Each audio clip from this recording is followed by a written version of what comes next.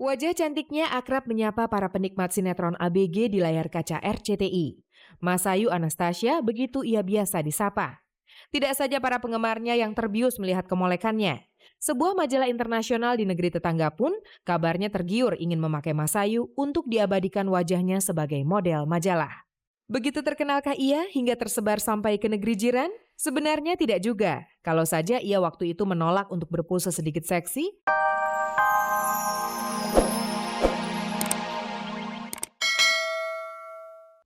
Pemirsa, saya akan mengawali kabar-kabari hari ini dengan sebuah berita menarik yang satu ini. Mungkin inilah saat paling bahagia yang pernah dirasakan Rahel Maryam dan Muhammad Akbar Perdana alias Ebes kekasihnya. Keinginan mereka untuk menyatukan cinta dalam sebuah biduk rumah tangga akhirnya terwujud juga. Di masjid inilah hari Minggu pagi kemarin, keduanya mengucap ijab kabul untuk selalu setia dan menjaga keutuhan cinta mereka. Mas kawin berupa uang sejumlah 2.572.004 perak serta satu set perhiasan emas seberat 37,9 gram menjadi tali pengikat yang menyatakan keduanya resmi menjadi sepasang suami dan istri. Seakan tak ada kata-kata yang sanggup untuk mengungkapkan perasaan mereka. Rahel dan Ebes hanya bisa tersenyum dan mengucap syukur atas kebahagiaan ini. Gimana Bes rasanya? Gimana jelasinnya? Senang. Terus masih campur juga, masih tegang juga karena masih ada resepsi gitu. Senang. Karena kita pakai adat Sunda, dia dipanggil Akang gitu. Jadi aku merasa lucu aja gitu manggil dia dengan kata-kata Akang. Tak ada kiat yang pasti untuk menjauhkan pernikahan ini dari perceraian. Yang jelas, ia dan Ebes akan berusaha sebaik-baiknya untuk menjaga rumah tangga yang baru mereka bina ini hingga akhir hayat. Yang pasti setiap orang itu punya caranya masing-masing dalam menjalani hubungan rumah tangga mereka. Yang penting rumah tangga itu ya saling bahagia aja. Seperti layaknya pengantin baru, Rahel dan Ebes pun berniat menjalani masa bulan madu. Sayangnya kesibukan yang sudah menunggu membuat mereka terpaksa menunda rencana untuk berbulan madu. Belum tahu bulan madu kemana, soalnya aku juga masih ada kerjaan. Usai acara akad nikah, malam harinya Rahel dan Ebes menggelar resepsi pernikahan di Galeri Nyoman Nuarta di Bandung. Persoalan demi persoalan sepertinya tak kunjung reda menghujani bintang sinetron Jane Syalimar. Gara-gara berbagai persoalan yang menimpanya itu, kantor polisi pun menjadi tempat akrab yang kerap menjadi pelarian Jane setiap kali persoalan yang menggunung itu nyaris meledakkan kepalanya. Terutama persoalan pribadi antara dirinya dengan salah satu adik kandung ibunya. Belum lama ia melaporkan sang paman yang dinilainya telah melakukan perbuatan tidak menyenangkan dan melakukan ancaman ke Polda Metro Jaya. Sang paman kembali melakukan perbuatan serupa. Di hadapan banyak orang, sang paman mengeluarkan ancaman dan makian yang membuatnya tak lagi dapat menahan kemarahan.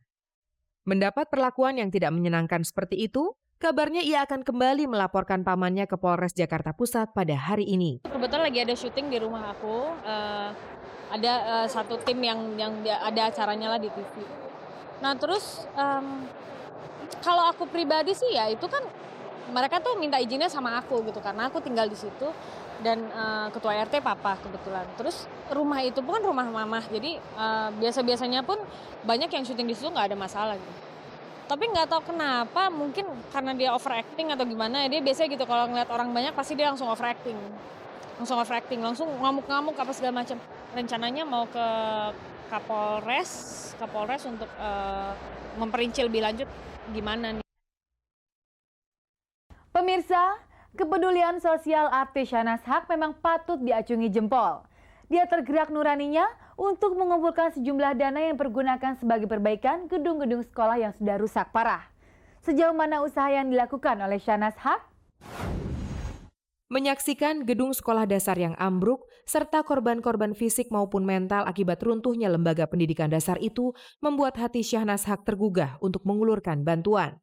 Seakan tak rela akan nasib anak bangsa yang kehilangan tempat belajarnya itu, bersama Gilang Ramadan sang suami, ia bergabung dengan Yayasan Pengumpulan Dana guna membangun sarana belajar mengajar di berbagai pelosok Indonesia yang tak lagi berbentuk bangunan. Saya diajak sama Mas Imam Prasojo. Mas Imam Prasojo tuh punya NGO yaitu Nurani Dunia yang mengurus sekolah-sekolah yang hancur di Indonesia. Ruang kelas yang seharusnya tempat belajar yang aman bagi para siswa justru mendatangkan petaka akibat atapnya yang tak lagi dapat bertahan menopang panas dan hujan. Tembok pembatas pun rapuh dan sewaktu-waktu rontok menjadi bongkahan debu. Dengan kondisi kelas yang seperti itu, Syahnas mempertanyakan, dapatkah para tunas bangsa ini mengecam pendidikan dengan layak? Bahkan kita tahu ya ada kasus di Jawa Tengah kan ada beberapa anak yang masuk rumah sakit karena ketiban plafon di sekolahan karena ambruk. Buat saya pribadi kita mesti melakukan sesuatu buat mereka. Tidak hanya mengetuk pintu untuk meminta bantuan, ia dan Gilang pun berencana membuat sebuah pagelaran musik yang hasil penjualan tiketnya akan dipergunakan untuk membangun sekolah yang runtuh. Mau membuat sebuah pagelaran musik ya, di mana mungkin pengisi acaranya tentu dibayar dengan harga khusus dan uangnya dikumpulkan untuk pembangunan sekolah tersebut. Di luar rencana pengumpulan dana untuk sekolah, bagi Syahnas ini adalah kali pertamanya ia dan Gilang Ramadan bekerja sosial dalam satu wadah. Lucu lah gitu bekerja sama dengan suami untuk bikin wajah pendidikan Indonesia menjadi lebih baik. Tidak hanya jago di atas panggung, 11 finalis Indonesian Idol rupanya juga jago membuat para penggemarnya terlena dengan alunan suara mereka yang direkam dalam pita kaset. Terbukti dengan laris manisnya album terbaru Indonesian Idol yang baru saja diluncurkan.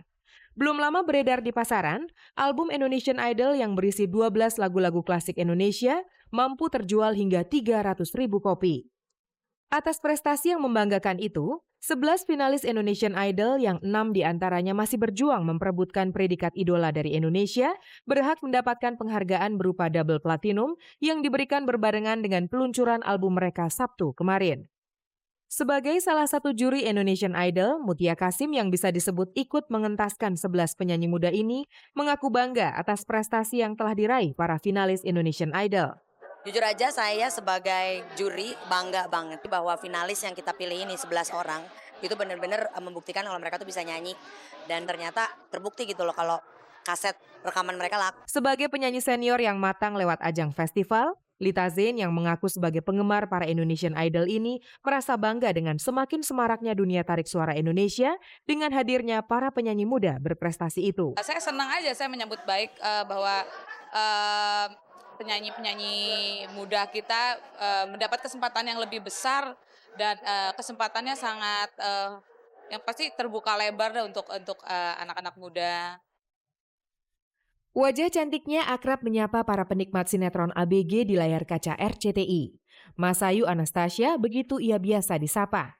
Tidak saja para penggemarnya yang terbius melihat kemolekannya. Sebuah majalah internasional di negeri tetangga pun kabarnya tergiur ingin memakai Masayu untuk diabadikan wajahnya sebagai model majalah. Begitu terkenalkah ia hingga tersebar sampai ke negeri jiran? Sebenarnya tidak juga, kalau saja ia waktu itu menolak untuk berpose sedikit seksi di sebuah majalah internasional versi Indonesia. Majalah yang sempat menampilkan gambar seksi Dewi Sandra dan Nafa Urbah itu cukup bergaung di luar negeri. Gara-gara itulah Masayu Anastasia walau hanya gambarnya bisa melanglang buana hingga ke negeri jiran. Tidak disangka-sangka dari situ juga rezeki menyangkut di kail pancingan.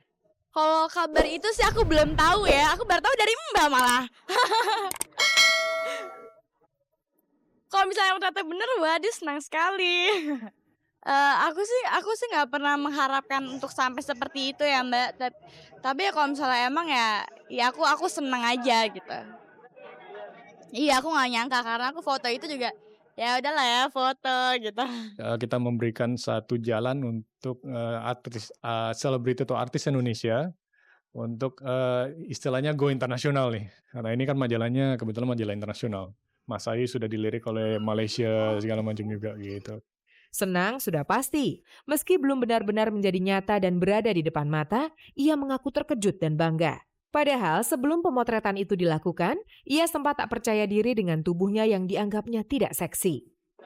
Aku sebenarnya tidak merasa diri aku seksi sama sekali ya Mbak, aku gendut gitu. Coba yang pasti aku ngerasa perut aku tuh gendut banget. Jadi aku sekarang, aku hampir setiap hari, mungkin 2 hari sekali aku olahraga. karena aku harus menghilangkan bagian perut yang gendut itu. Tentu saja Anda masih bersama kami di Kabar Kabari, spesialis penyaji kabar-kabar seputar dunia artis, tokoh, dan juga nama terkenal lainnya.